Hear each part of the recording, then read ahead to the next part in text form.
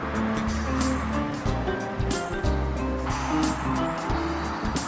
you. Okay, perfect.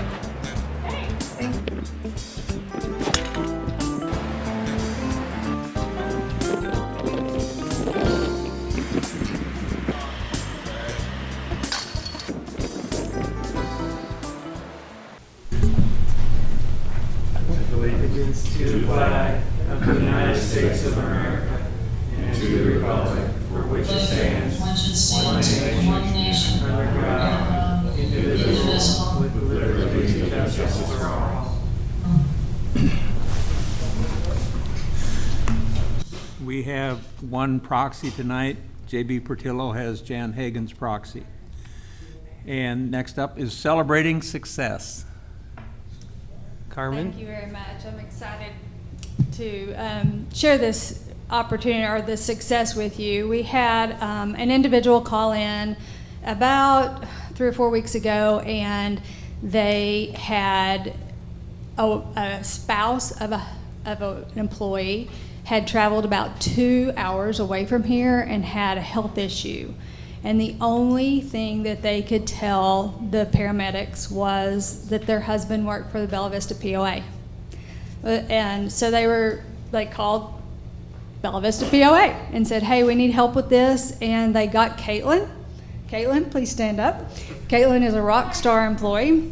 Caitlin continued to ask questions and to try to figure it out, and she finally figured out the spouse and was able to get the spouse 2 hours away to go pick up the spouse. Sorry, I'm trying not to let any identifying information go through. But it was really, she couldn't say her name. She couldn't say any good identifying information. So it was a lot of research on Caitlin's part and a lot of thorough thinking to figure out who this might be, and she was able to figure it out. And so we want to honor Caitlin once again for that hard work of celebrating success.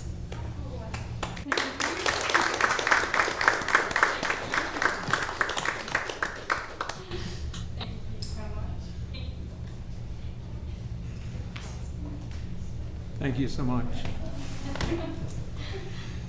Next up, we have the approval of the minutes, the July 22nd regular meeting. Can I have a motion to approve those minutes? So moved. Jerry Barron. Second. Tia. Is there any additions or corrections? Hearing none, I'll call for the vote. All those in favor signify by saying aye or raise your hand. Aye. I'm voting for Jan too. Is there any opposed? Okay, unanimous. David, on the minutes for August 17th, you have a walk-in version. The only change is the proxies on the first version, we got it wrong. So the walk-in version has it correct. Okay. Yeah, we all have that corrected version. Okay, can I have a motion to approve the minutes from the August 17th work session? Make a motion. Thank you, Jackie. A second? Jan Sims. Okay, anything else? All in favor say aye or raise your hand. Aye. It's unanimous. Next up are the Joint Advisory Committee reports. First up is Lakes. Tom? So I have a summary from the Lake Committee.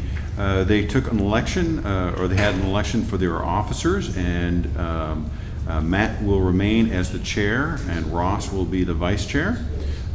We talked about the Lake Ann sinkhole, which was also discussed at the work session, and so that was covered.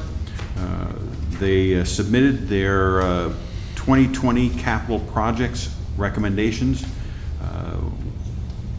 and several POA members voiced concern about voting rule violations on Loch Lomond. The group was informed of signage improvements in Stoneykirk and the necessity of continued enforcement with the use of lake rangers. And so it was a little brief summary, but that was covered at the Lakes Committee meeting.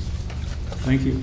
Next up, we have Chris here from the Recreation JAC. Chris? Good evening, everybody. I'll just be brief with this. So most amenities are looking really good as usual. So just a few points to note and some comments from the members. First, over at Blowing Springs, a member comment suggested that when at the Gear Garden and you're juggling drinks and payment and everything, that maybe we put a little shelf in underneath the window to help with all that. And by the way, that's one of my favorite new places in Bella Vista, the Gear Garden, so that's a nice place. Over at Loch Lomond, we received a member recommendation about the dog watering station. She said that we should move the landscaping timbers and gravel from the old hydrant over to the new one so that it'll help control the mud situation a little bit better. Over at Reardon Hall, there's the wooden fence. There's a couple sections there that need to be looked at for repair.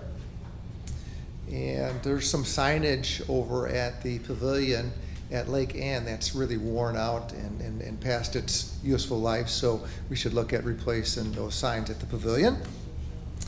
And finally, over at Tanyard Creek, and this is consistent with what we're seeing from month to month, and it's under high use.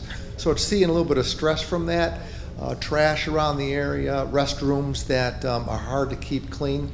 And most importantly, it was noted again about the condition of the foundation on the waterfall overlook. It's really eroded, and it's been fenced off for years and everything, but folks are starting to climb up all around it. In the area above it is starting to be bare and eroded out too. So it's unstable and unsafe, so we should take a look at that. And last, in general, we're getting more frequent input from members about extending hours at some of the amenities like the gyms and the pools, so that working adults could take advantage of the facilities. And also some more programs and opportunities for kids to recreate. So those are some of the comments we took in the last couple months. It's become a little bit of a theme. On new business, we discussed some of the projects that are proposed for the next budget year. And there's 5 that were discussed and ranked by the committee, and I'll just list them off in order of their priority. So first the committee thought that the Reardon Hall renovation would be a top priority to look at. Next would be the Kingsdale tennis courts, followed by the Kingsdale wading pool and Metfield wading pool resurfacing around the pool. And on topic of resurfacing, also resurfacing the pickleball courts at Metfield would be the 4th project of interest. And then finally would be the Park Road at Blowing Springs. You know, the heavy RVs and stuff going through there, it's a little bit beat up. So eventually that probably needs to be addressed too, but it's last on our list for 22. And the last aspect of our meeting was the POA staff reports.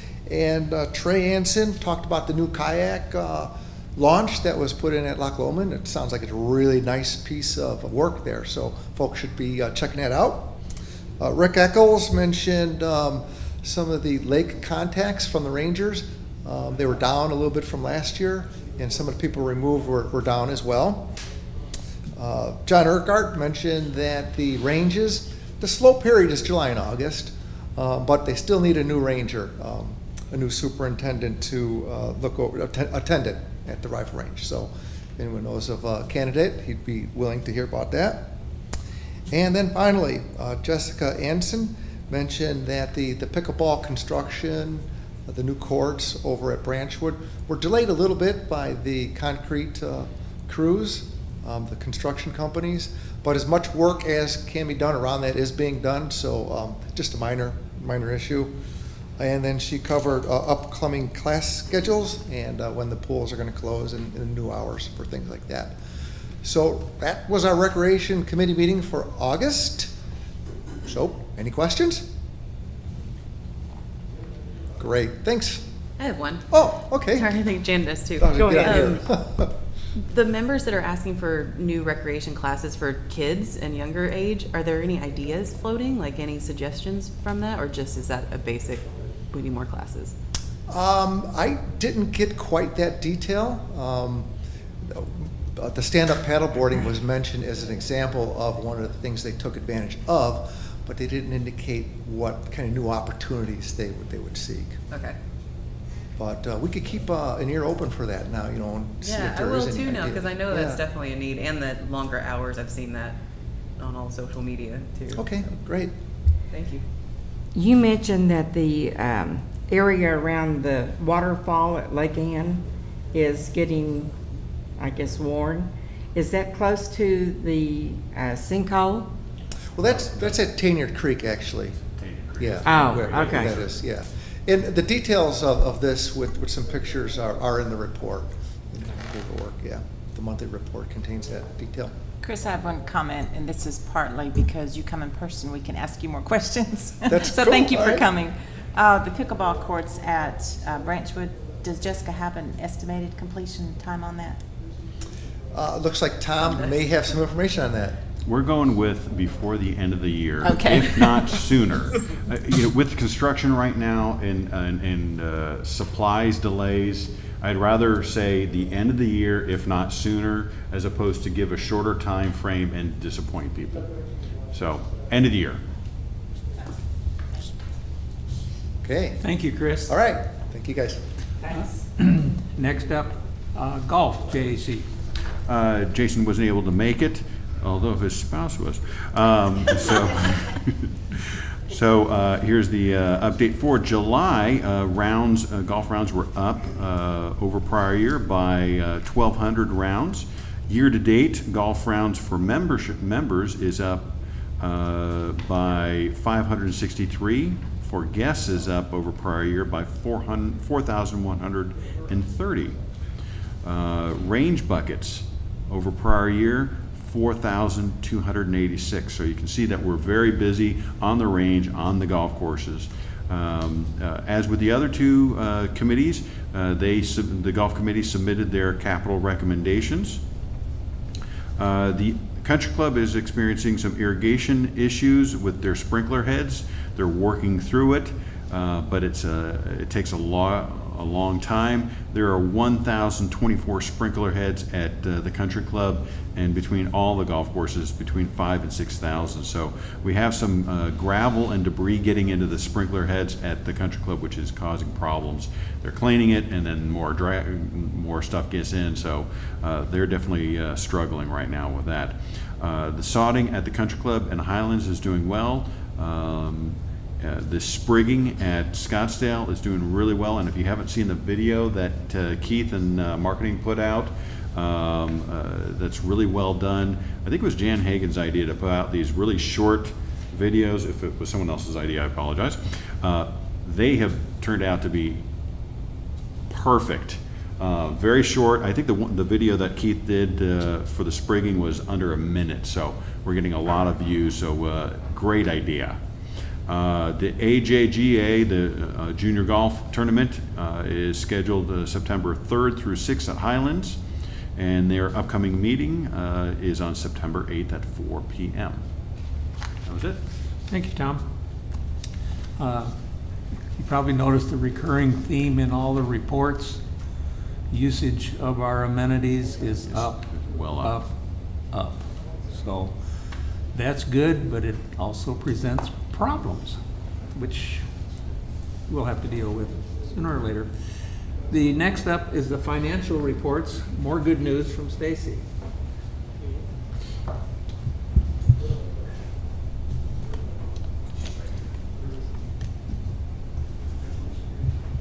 So like we've been doing each month, we've been sharing a little bit about a department. And so tonight, Doug's going to kick us off talking a little bit about his lot sales that he's got going on. Do I need to stand? Yeah, you're used to me sitting. You know, Chris Stockman was talking about resurfacing the tennis courts at Kingsdale. It just reminded me of the, I tried dating a tennis player once, but it didn't work out, unfortunately. I realized that love meant nothing to her.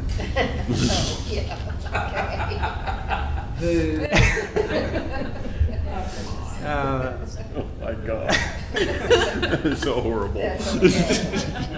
Nobody else is laughing either, but yeah. So, just a couple of quick slides from me on a legal update, and my graphs aren't nearly as good as Stacy's graphs, so I'm setting the bar pretty low for the next part of the presentation, but I did want to give you an update on some of the numbers that we do. We've had a really great start to the year, 2021, and just showing the graphs there, but revenue for the legal department is better than budget by $168,000. Property resale foreclosed lots is better than budget by $133,000. Past due assessments better than budget by $28,000. So if you look at the inventory lot sales there, this is the one that we're down this year from last year. Last year at this time, I tried to pull same store numbers, January 1 through July 31st. So through this same time period last year, 2020, we had sold 154 inventory lots. Same time period this year, we've only sold 97. If you'll recall, we really run out of inventory lots to sell. So over the last couple of months, we've only had a couple that we've gotten back through deed in lieu of foreclosure that we were able to sell. That will lead me into the next slide, but so put that thought on hold. So 97 so far this year on inventory lot sales. Look at the number of membership transfers that we've done last year comparing to this year. Just a ton of membership transfers, and that's both improved properties and unimproved properties. So if someone buys or sells a home, we have to change the membership records that we hold here at the POA, and it's a fairly lengthy process that Roxy goes through to update that. So a little under 3,000 this same time period last year, almost 5,000 for this year. And we recognize Roxy for 1 month. She did over 1,000 property transfers, which is a lot. The next graph you'll see there is judicial lot sales. This is 2020, that's 111 lot sales over 5 judicial sales that we had down at Benton County. We so far have only had 3 this year, 2021, so we still have 2 more to go, so we'll surpass those numbers. Each of the last 5 sales, I think we've only taken back maybe 2 lots. So we offer 24, 25 lots for sale. Third parties are buying all of those lots. In the past, when I first started the POA, I think the first judicial lot sale I did, we offered 25 lots. Not one of them sold to a third party. That was back in 2013. They all came back into the POA's inventory. So it just shows you that we're selling all those lots and we're recouping all the past due assessments, legal fees, and collection costs on all of those lots. So that's one reason that the revenue year to date is so good for the legal department. And then you have the legal collections graph there. So we're trending above what we did last year as well. So doing really good in the collections department. Really excited to announce this next slide, and I've alluded to it a little bit, but we've been in development for about 2 months to try to get this up and running. But I've mentioned this. We're gonna do, starting September 6th is the launch date, but we're gonna do an online lot auction where we're gonna list 10 lots for sale. We have this website called Bella Vista Lots. Is it listed there? I can't see. Bella Vista Lots. The actual website address is not listed there. BellaVistaLotsPOA.com. POALots.com. It's right there.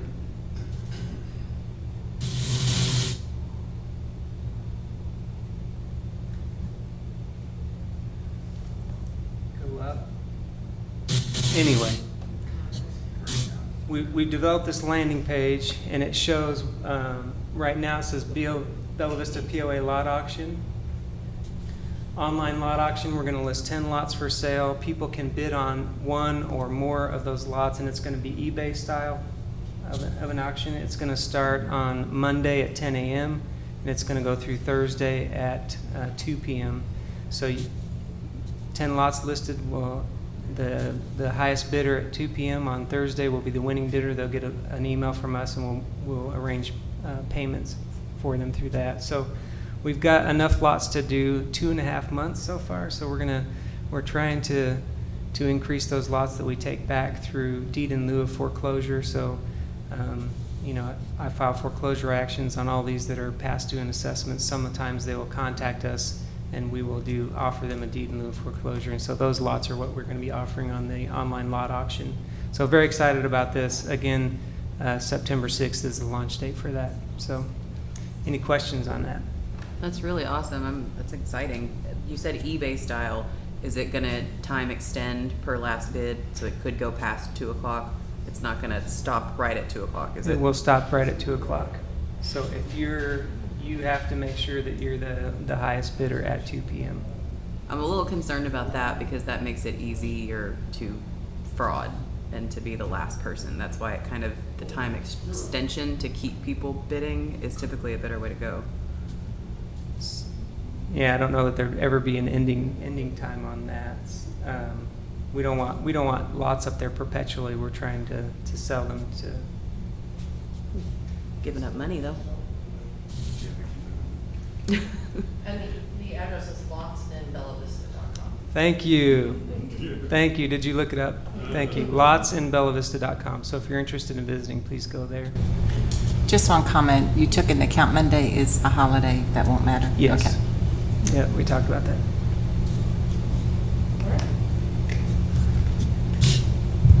All right, moving on to July. So let's talk consolidated first. So this is July's consolidated, which would be water and the POA together. Revenue, $5.1 million. Obviously, $2 million of that is the legal proceeds. You back that out, we're still well above budget. Budget 2.7 and last year 2.74 for revenue. Gross margin 4.7 compared to budget 2.3 and 2.36 for last year. Expenses are 2.5 versus budget of 2.3 and last year of 2.1. So our expenses are up a little bit, and we'll talk about that on one of our future slides. And EBITDA 2.192. So very strong EBITDA for July. Again, $2 million coming in from legal proceeds. So year to date, some of the same story. You see revenue sitting at 21.2 compared to a budget of 17.6. Gross margin of 19 compared to 15.6. Expenses are at 12.9, almost 13, compared to a budget of 13. So we're just short of budget.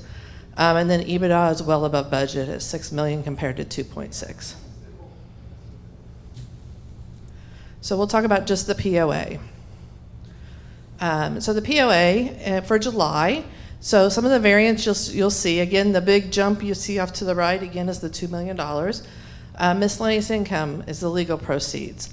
Food and beverage is up $141,000. $81,000 of that's in the a la carte food, and $23,000 is in the a la carte beer. Golf is up $93,000, so $31,000 of that's in our cart rentals. $37,000 is in guest green fees, and $21,000 in merchandise. Income on property and lots, which is some of what Doug was talking about, is $75,000. $43,000 of that's foreclosed lots, and $30,000 of that's in the sale of equipment that was in our streets department. Assessments are up $27,000. Facility fees are up $16,000. $7,000 in activity cards. $11,000 in recreation facilities and our guest and daily use fees. And our RV park is up $9,000. So all of the areas are up. We had a few very small ones that were down, but not enough that was even material to talk about. So a solid July. As far as year to date, variance to budget, food and beverage is $514,000, $334,000 in a la carte food, $59,000 in beer, and $68,000 in liquor. Golf is at $75,000, $67,000 is in our cart rentals, $108,000 is in our green fees, $118,000 in merchandise. Cart rentals, annual cart rentals is down $33,000. Our private cart rentals are down $18,000, and our annual green fees are down $41,000. Income on properties, again, is up to $75,000. Assessments is $27,000. Facilities, we talked about the RV park, and then we have the boat income. So boat income's only up $2,000, but our dock fees are up $14,000, and our registration is down $17,000. So there was kind of a mix there.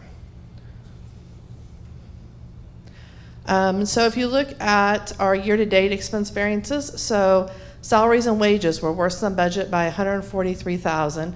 Most of that's in food and beverage. They were worse than budget by $65,000, and recreation $18,000. A lot of that's labor. You'll see that the revenue was up, so of course labor is going to be up as well. Supplies were worse than budget by $21,000. Lake Point kitchen supplies were $17,000. The remaining was across kind of all departments. Some of that was the timing still to be caught up. And maintenance and repairs were worse than budget by $63,000. and that was due to pump replacement 52 at Scottsdale and 40,000 at the Country Club.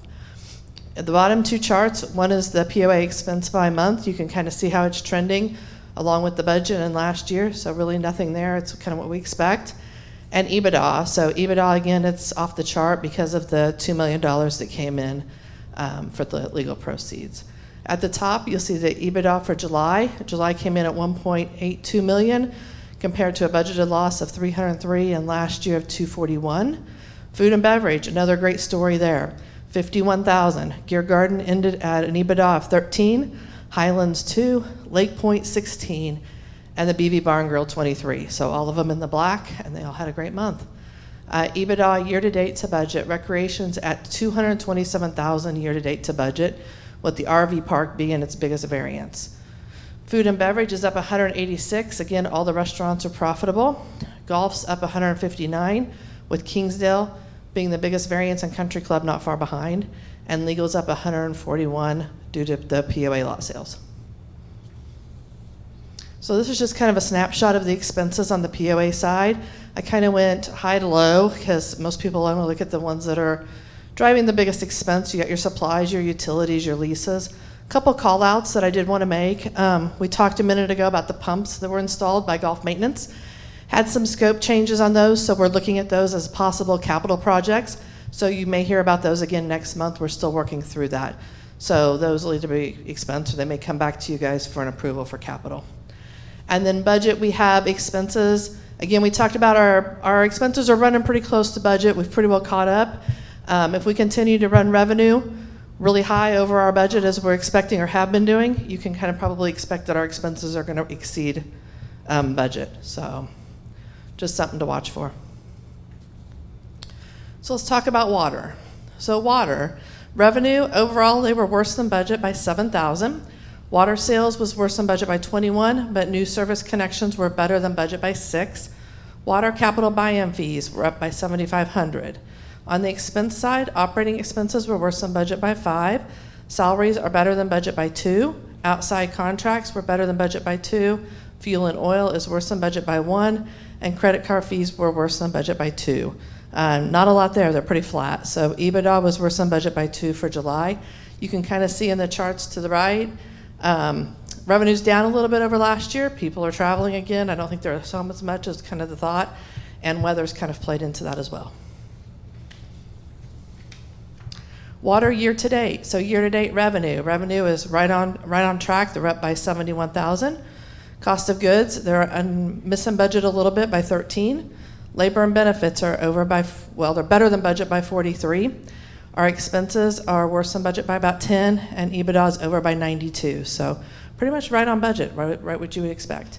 EBITDA, you can see the chart at the bottom. It's kind of trending as you would expect over prior year and as well as budget. And then again, revenue, water sales are worse than budget by 66,000 year to date. Our new service connections are better than budget by 82, and our capital buy-in fees are better than budget by 92. EBITDA is better than budget by 92. And the bottom chart's just kind of a picture compared to this year and last year.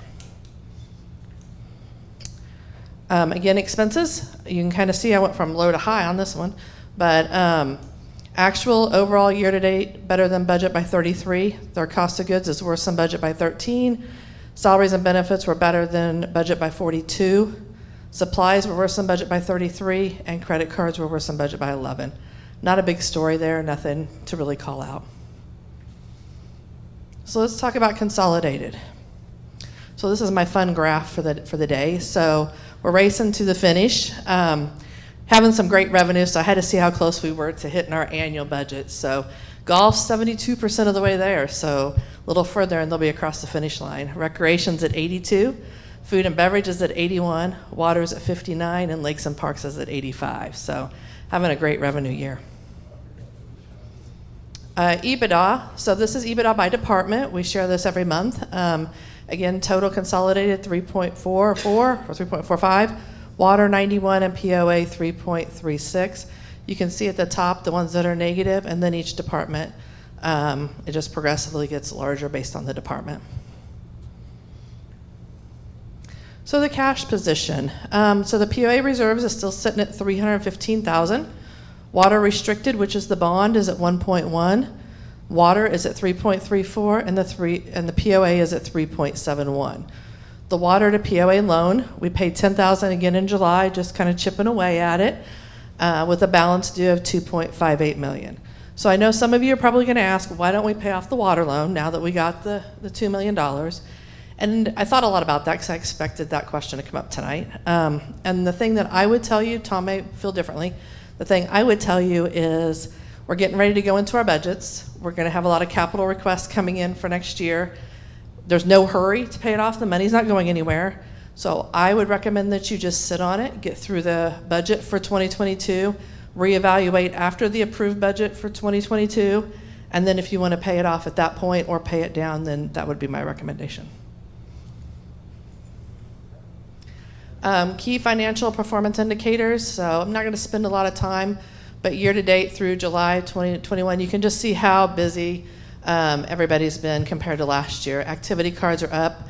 Our guest cards are way up. Boat registrations are up. Our ACHs are down a little bit because we had to change them all out last year, and monetary requirements are almost double. And then this is just the one pager that we put together each month that kind of pulls it all together. So, questions on the financials? Stupid question. What's the capital buy-in thing on the water? What is that? That's the new homes. New homes. Okay. And you'll notice on the supplies for water, they're up. So when you have more new homes, you have a higher capital buy-in, but you have more meters to purchase, and so the supplies go up as those go up. Just the terms. I didn't get the terms, that's all. Anything else? Thank you, Stacy. Good news. Very good news. POA is having a very good year, and it's obvious from the JAC reports and the financials that our membership is actively using the amenities. And I would like to thank the membership for the approval of the 2020 plan, which has started this and made this possible. It's been a good thing. The members have started using their amenities. And in the same line, I'd like to thank management for all the work they did in hammering out the 2020 plan so that we could present it to the membership. So that being said, we'll just move along. Next up is the comments, questions, open forum. We don't have anybody in attendance, and we did not receive any emails. Okay, moving right along then. Next up, we would ask for a motion to appoint Corinne Marin as the new corporate secretary. I'll be happy to do that. I make the motion naming Corinne Marin our new corporate secretary. Thank you, JB. Second. Second by Tia.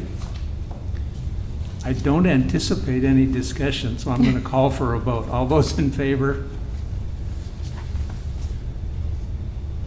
Aye. That's 9 in favor. We'd also like to once again thank Tammy for her years of service. We really appreciate you, and thank you so much for everything that you've done.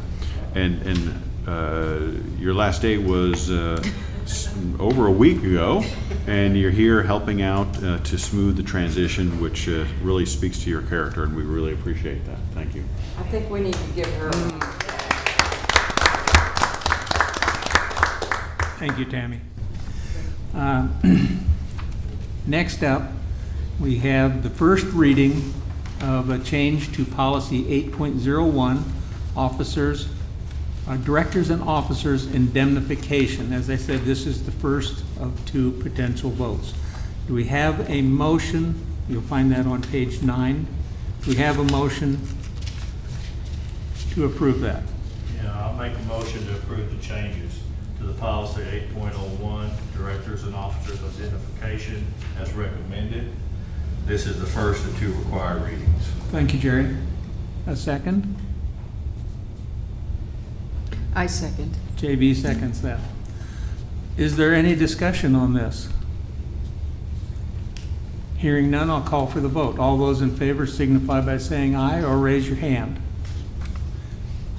Aye. It's unanimous, 9-0.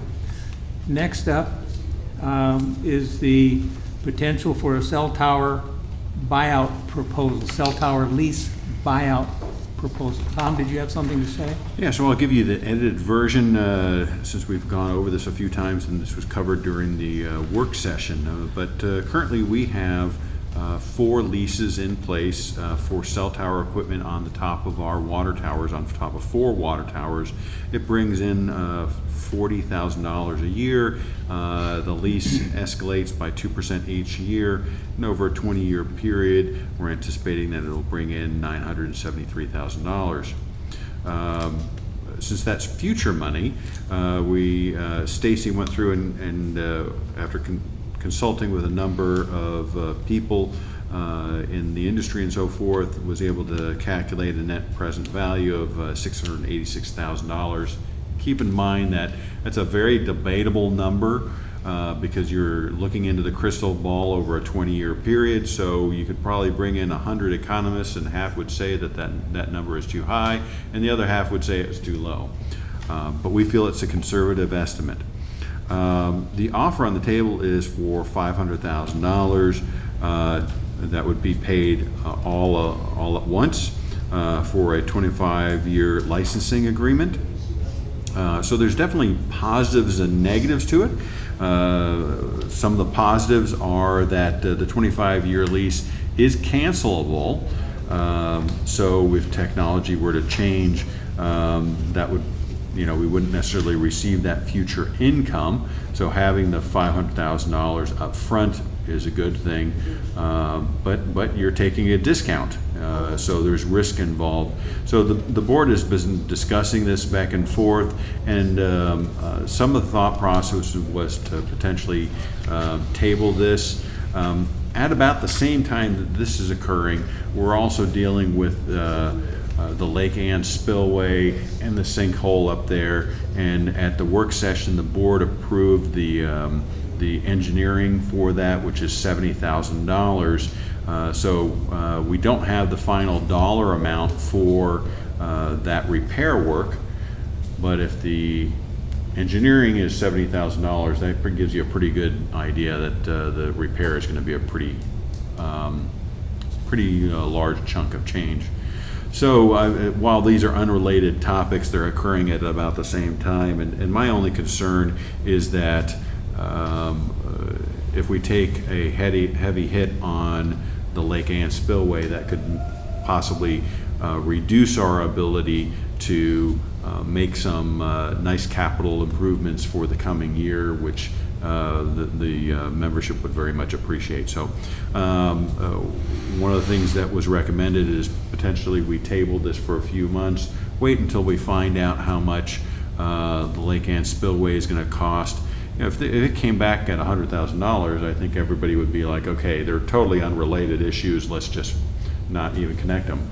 If it came out at $300,000 or $400,000 or $500,000, getting $500,000 up front may be appealing to some board members. So possibly it makes sense to hold off, or potentially the board would want to accept it at this time or vote it down completely. Okay, thank you for the explanation. At the work session, we did agree to move this forward to this meeting, and in continuing communications since that time, it has become evident that the board would like to not make this decision today. So, in consulting Robert's Rules of Order, there are several ways we can go about doing this. The first is to not make a motion to consider this. And that, according to the agenda, will be the end of the meeting. It's still there. We can bring it back anytime we want. The second is to make a motion to accept the buyout proposal and get a second, and then we go into discussion on that, which we pretty much decided we don't have the information that we need. Anytime during that discussion, we can make a motion to table and then a second on that, and we would immediately vote to table it, so it would be formally set aside. So there's two ways to do it. One is we don't make a motion. The other is we make a motion and table it. So I'll let you decide, and if I hear a motion and a second, we will proceed. So that being said, I'll ask if someone wants to make that motion to accept the buyout proposal. I make a motion that we table this for further discussion. We can't table it until we have a motion on the floor. That's why if we don't make a motion to accept it, it's essentially Just leave it be. tabled. Yeah, my feedback is there was enough that I heard that we should gather more information. So I suggest we don't make a motion. Okay, so I'm not hearing a motion. That means that the effect of that is that it's still there, and at some point in the future, we will make that decision. That being said, that brings us to the end of our agenda, and it's announcement time. The Lakes JAC, Wednesday, September 8th, 2 p.m. right here in the boardroom. The Golf JAC is Wednesday, September 8th, right here in the boardroom at 4 p.m., 2 hours after Lakes. The Rules and Regs is having a committee meeting. It's an ongoing process to always look at our policies and make changes when appropriate, as we voted on 8.01 tonight, which is the first in an ongoing process. But the Rules and Regs has a meeting on Thursday, September 9th, 1:30 p.m. right here in the boardroom, and that, of course, is open to the public. The Board of Directors GM meeting for September is Thursday the 9th at 2:30 right here in the boardroom. That, of course, as always, is a closed meeting. The Recreation JAC is Monday, September 13th, 4 p.m. here in the boardroom. The working session is Thursday, September 16th, 9 a.m. here in the boardroom. And the next regular meeting for September is Thursday, the 23rd, 6 p.m. here in the boardroom. Is there any other new business at this time? David, I would like to propose that we have a moment of silence for Barbara Doyle, who was the citizen who was found this week. Same. We can do that.